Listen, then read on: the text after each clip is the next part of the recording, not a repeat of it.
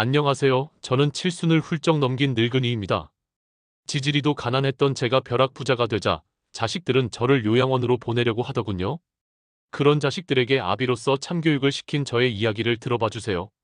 저는 가난한 농부의 아들로 태어나 중학교도 졸업 못한 채 집에 농사를 도왔습니다. 저희 아버지께서는 동네 유지의 땅을 빌려서 한평생 농사를 지으셨어요. 그 때문에 저도 어릴 적부터 농사일을 도와야 했죠. 우리 어릴 때는 농사 짓는 집이 다 그렇듯 자식들은 다 부모의 농사일을 함께 했었지요. 저는 늘 새까맣게 탄 피부에 거칠한 손을 가지고 있었어요. 그렇게 글을 배우는 시간보다 계절마다 수확하는 농작물을 배우는 시간이 더 많았던 유년 시절을 보냈습니다. 아버지께서는 농사일을 하시며 풍년을 많이 맞이하셨고, 그때 당시 쌀 농사를 하고 풍년이면 그해 겨울에는 풍족한 밥상을 먹었던 기억이 나네요. 풍년을 맞이한 해는 장남인 저는 물론 밑으로 6남매 모두 농사 소일거리를 도왔고 동네 주민들과 품앗이를 하며 그렇게 경작을 했습니다. 흉년인 해도 있었어요. 그럴 때면 자식같이 지은 농작물들을 싼 값에 넘기기도 하고 돈도 못 받고 나눠주기도 했어요. 1년을 정성껏 돌본 농작물을 그렇게 보낼 때면 저는 어린 나이에도 참 속상했던 기억이 납니다. 그러다 제 나이 40에 아버지께서 돌아가셨습니다. 농사는 제가 고스란히 물려받았죠. 땅 지주는 여전히 저희 집이 자신의 땅에 농사 짓는 것을 허락해 주셨고, 저는 농작물을 수확할 때마다 지주에게 갖다 드렸어요. 매번 이렇게 보내주니 고맙구만. 제가 감사하죠. 땅을 놀려서 뭐 하겠나? 그냥 뒀으면 관리도 안 되었을 텐데. 자네같이 솜씨 있는 사람이 땅을 가꿔주니 얼마나 좋아 그래? 자네 아버지도 참 잘했지. 좋은 사람이었어. 땅 지주의 나이가 80을 훌쩍 넘겼는데 한평생을 저희 아버지를 봐오셨어요. 저는 슬하에 아들 셋을 두고 있었는데 저를 닮지 않아 다들 공부를 썩 잘했습니다. 농사 짓는 집에서 넉넉하진 않았지만 저는 제가 못 배우며 컸기 때문에 자식들은 공부를 실컷 해주길 원했어요. 배움에 적극적으로 밀어주고 싶었어요. 제 바램대로 첫째, 둘째는 서울에 내놓으라 하는 대학에 그것도 장학금을 받고 입학했어요.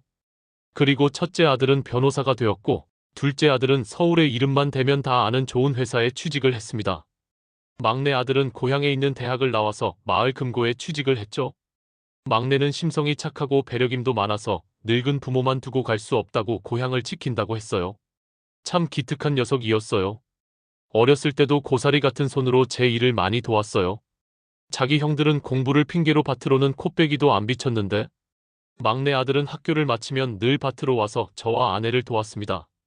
서늘한 바람이 불 때면 나무 그늘에 누워서 쉬기도 하고 막내 아들과 아내와 함께 참을 먹으며 웃었던 기억들이 눈에 선하네요. 수학철이 되면 일이 너무 많아서 인부를 따로 써야 했어요.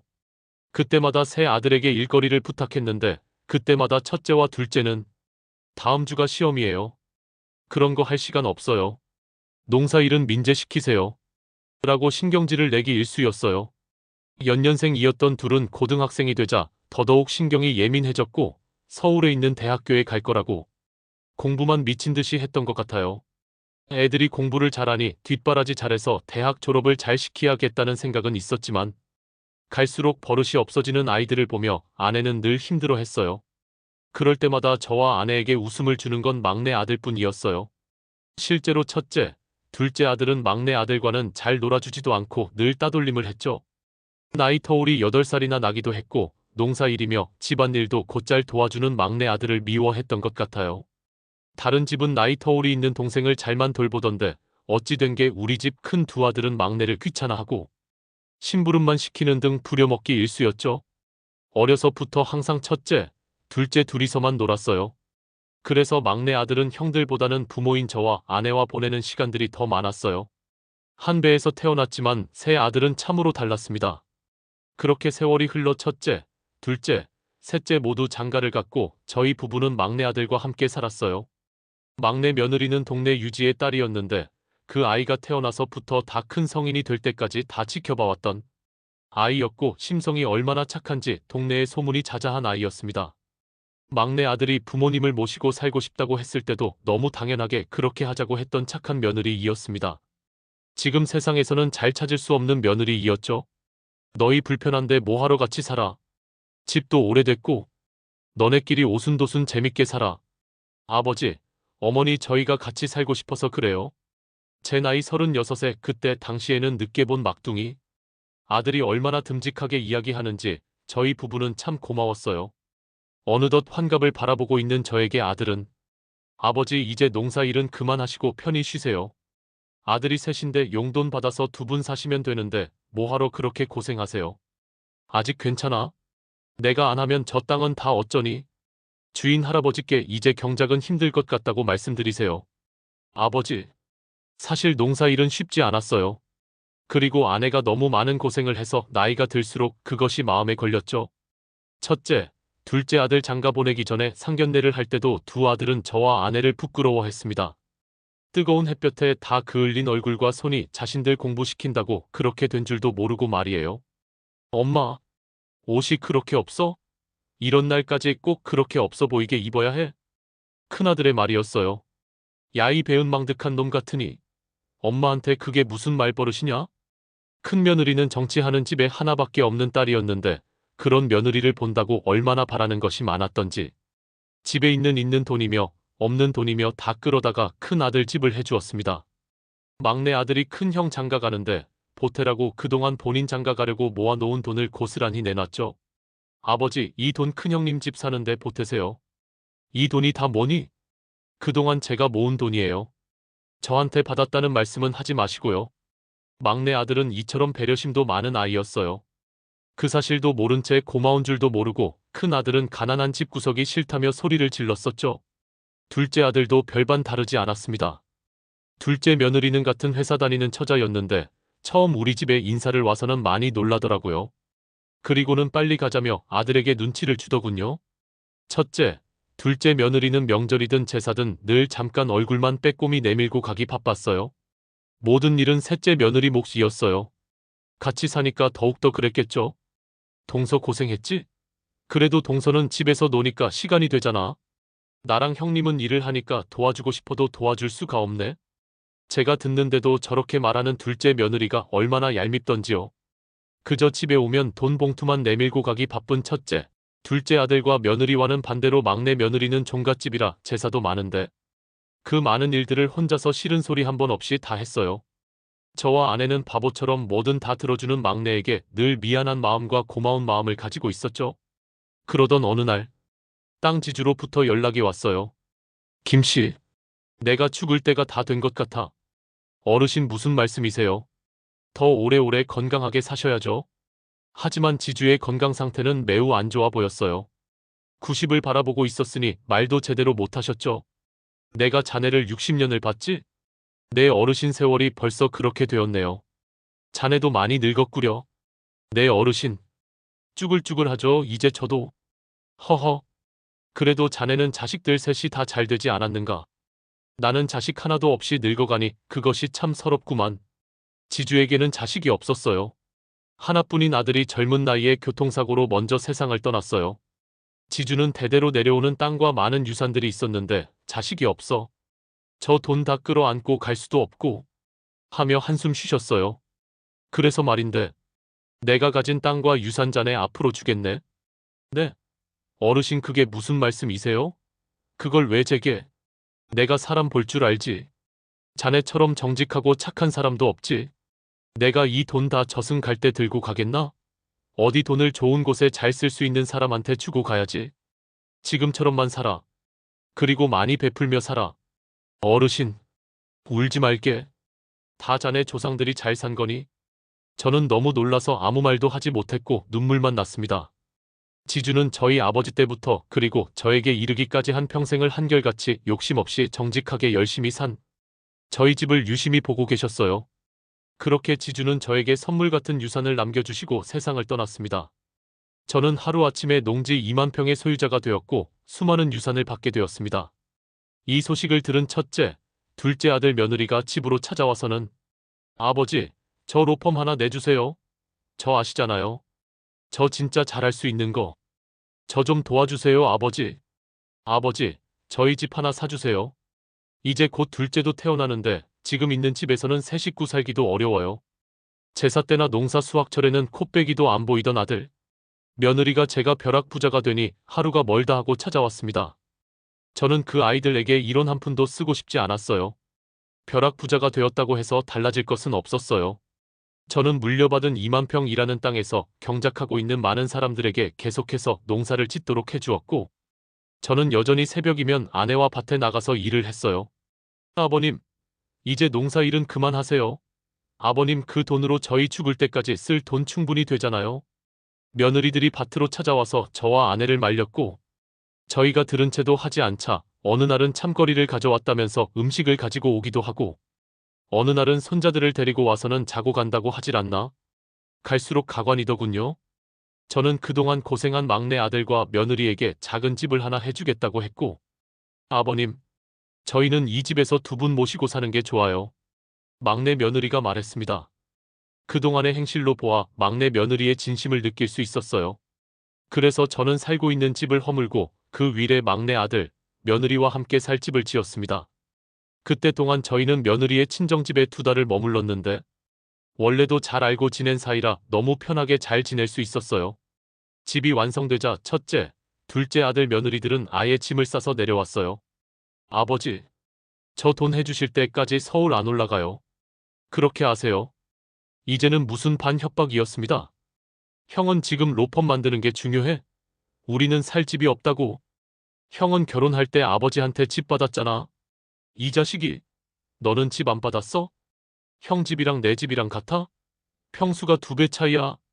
형 장가 보낸다고 내가 결혼할 때 우리 집에 무슨 돈이 있었어? 이 자식이 어디 형한테 말대꾸야? 돈 앞에 첫째와 둘째가 싸우기 시작하는데 참 기가 막혀서 말이 안 나왔어요. 자식 잘못 키워서 이 벌을 받나 싶고, 유산으로 받은 많은 돈들이 과연 좋은 일인가 싶은 것이 5만 가지 생각이 다 들더군요. 시끄러워 이 녀석들아. 아비 죽어도 바빠서 못 올 것 같은 녀석들이 무슨 말들이 그렇게 많아? 썩 이 집에서 나가거라. 제가 소리 질렀고 두 아들들은 아버지 하고 소리치며, 어차피 그 돈 아버지 돌아가시면 다 우리한테 올 거잖아요. 미리 좀 주시는 게 그렇게 힘드세요? 자식들이 이렇게까지 부탁하는데 아버지 혼자 잘 먹고 잘 사실 생각이세요? 너 참 말 한번 잘했구나. 작년 명절에 너네 일 때문에 못 온다고 했을 때 해외여행 간 거 내가 모를 줄 아니? 거짓말을 할 거면 자식들 입단속도 잘 시켜. 저 어린 것들이 뭘 알겠니? 이번에는 스페인을 갔니? 미국을 갔니? 미주알 고주알 다 할아버지, 할머니한테 얘기하는데 내가 참 기가 막혔지만 그러려니 넘어갔다. 그런데 뭐 어째? 혼자 잘 먹고 잘 살아? 막내 결혼할 때 너네 어떻게 했니? 형들 장가 보낸다고 정작 본인은 돈 하나 못 모으고 다 쓰러져가는 집에 들어와서 10년을 한결같이 산 네 동생 볼 때 안 미안하든? 너네 입에 소고기 넣을 때 얘네는 그 흔한 돼지고기 한 번을 못 먹고 살았다. 그런데도 혼자 잘 먹고 잘 살아? 참다 못한 아내가 폭발을 했고 그 말을 하는데 아내가 많이 울었습니다. 꼴 보기 싫으니 어서 가거라. 제가 말했고 두 아들은 집에서 나갔어요. 어머님, 고정하세요. 아주버님들도 급해서 그런 걸 거예요. 천사 같은 막내 며느리가 아내를 위로했어요. 그러던 어느 날 동네 부동산 사장에게서 전화가 왔습니다.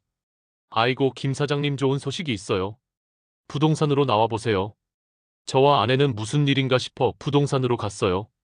김 사장님 이러다가 떼부자 되시겠어?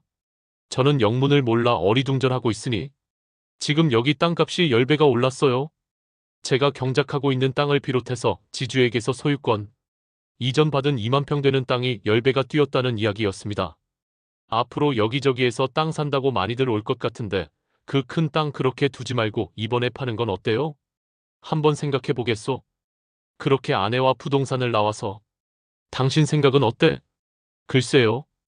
그래도 그곳에서 농사 짓는 사람들이 있는데 땅을 팔면 거기 농사 못 지을 수도 있는 거 아니에요? 그럴지도. 땅 주인 마음이니까. 아내와 저는 몇 년 동안 그곳에서 땅을 빌려 경작하고 있는 사람들이 눈에 밟혔습니다. 다들 저마다 사연이 있는 사람들이었고 땅을 팔아버리면 하루아침에 먹고 사는 게 힘들어지는 사람들도 있었어요. 집으로 돌아와서 막내 아들과 며느리와 상의를 했더니 아들과 며느리는 그럼 우리가 경작하고 있는 땅만 팔고 나머지는 생각해 보자고 했어요. 어떻게 이 소식을 들었는지 또 첫째와 둘째가 찾아왔습니다. 아버지, 이 땅 당장 파셔야 해요. 지금 땅값 올랐을 때 팔아야 한다고요. 너네가 신경 쓸 문제가 아니다. 아버지 돈으로 못 주시면 땅으로 주세요. 평당 2,000원짜리 땅 줘도 안 한다고 할 때는 언제고 이제 와서 땅을 달라고 하는 게냐? 아버지, 지금 옛날 얘기하실 때가 아니에요. 땅값이 이렇게 오르는데 그걸 왜 남 좋은 일 시켜요? 내 속으로 낳은 자식들이 어찌 이렇게 돈밖에 모르는지. 저와 아내는 가슴이 턱하고 막혔어요. 그 일이 있고 얼마 뒤 아내가 그동안 앓았던 지병으로 세상을 먼저 떠났습니다. 저는 아내의 죽음 앞에 참을 수 없는 슬픔을 느꼈어요. 살아 생전에 등 한번 곧게 못 펴보고 고운 손에 흙만 평생 만지고 간 아내. 이제 좀 호강시켜주려고 하니 이렇게 허망하게 세상을 떠났어요. 지금도 그날을 생각하면 눈물이 납니다. 3일장을 치르고 마지막 날, 저는 장례식장에서 첫째, 둘째 아들이 나누는 대화를 듣게 되었어요. 형, 아버지한테 빨리 땅 물려받아야 돼. 어떻게 좀 해봐. 영감탱이 어찌나 고집이 세야 말이지. 어머니도 돌아가셨으니 아버지도 마음이 약해져서 더는 고집 못 피우실 거야. 아버지 연세도 있으셔서 갑자기 돌아가시기라도 해봐. 상속 문제가 복잡해진다니까. 살아계실 때 상속 받아놔야지. 아내의 장례식장에서 저 얘기를 듣는데 정말 억장이 무너졌습니다. 마치 저더러 빨리 죽어라는 말과 같이 들리더군요. 저 배은망덕한 자식들을 꼭 벌 주어야겠다고 결심했습니다. 근데 여보 아버님 그 땅 다 팔면 이제 뭐하고 사신대요? 아버지도 이제 좀 쉬셔야지. 요즘 좋은 요양원 좋은 곳도 많던데 뭐. 심지어 멀쩡한 저를 요양원에까지 보내려고 작당을 하고 있더군요. 저는 정말 자식들의 배신감에 치를 떨었고 나름의 계획을 세웠습니다. 아내가 떠나고 저는 집에서 혼자 시간을 보냈어요. 막내 아들과 며느리가 살뜰히 저를 챙겨주었죠. 민재야, 너네 형들 내려오라고 해라. 저의 호출에 그날 저녁 첫째, 둘째 아들과 며느리가 바로 집으로 달려왔습니다. 그렇게 땅을 원하면 주마. 저의 말에 두 아들은 뛸 듯이 기뻐했어요.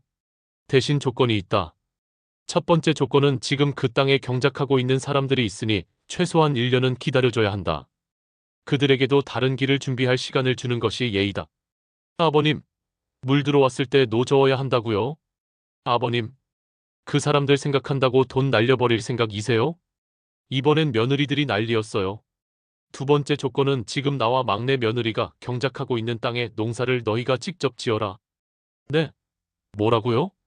아버지, 그게 무슨 말도 안 되는 말씀이세요?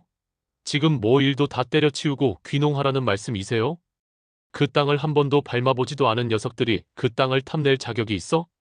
1년 동안 너희 힘으로 경작해보아라. 아들 며느리는 노발대발 난리가 났고 그게 싫으면 가거라. 이 두 가지가 아니면 나는 너희한테 한 푼도 줄 마음이 없으니. 저의 말에 아들이 제발 마음 푸시고 자식들 살린다 치고 땅을 달라고 우기더군요. 더 이상 할 말 없으니 가거라.